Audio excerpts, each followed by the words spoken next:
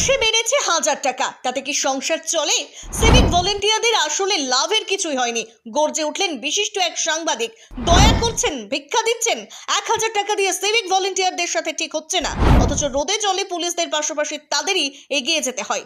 কাজ কিছু কম নয়, প্রতিদিন পুলিশের সমান কাজ করে চলেছেন সিভিক ভলেন্টিয়াররা। তাদের প্রাপ্য এত কম কেন? প্রশ্ন উঠছে এই ভিডিওতে।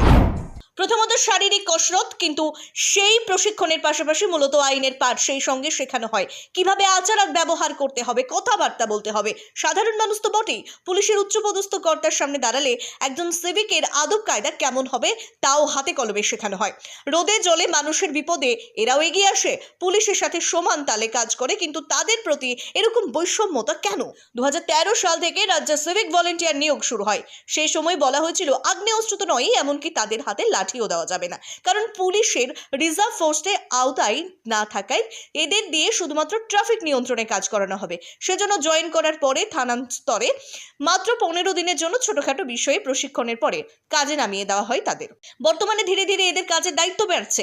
তাদের মাত্র 1000 টাকা কেন? জিন, ঘরবন্ধ, প্রেমে ব্যর্থ, বশীকরণ, বিচ্ছেদ, চাকরি, বিবাহ, ব্যবসা সহ সমস্ত সমস্যা সমাধানের জন্য যোগাযোগ করুন জাকারিয়া সাহেবের তদবিরখানায়। যোগাযোগ নম্বর 9635448476। বাড়ানো হলো, এভাবে তাদের সুযোগ সুবিধা থেকে বঞ্চিত করা হচ্ছে। গর্জে উঠলেন এক বিশিষ্ট সাংবাদিক। সিভিক ভলেন্টিয়ার ভালো কাজ করলে পুলিশের স্থায়ী চাকরির সুযোগ পাবেন। নবান্নে রাজ্যের প্রশাসনিক কর্তাদের বৈঠকে প্রস্তাব দিলেন স্বয়ং মুখ্যমন্ত্রী মমতা বন্দ্যোপাধ্যায়। তবে সেই প্রস্তাব শর্ত সাপেক্ষ।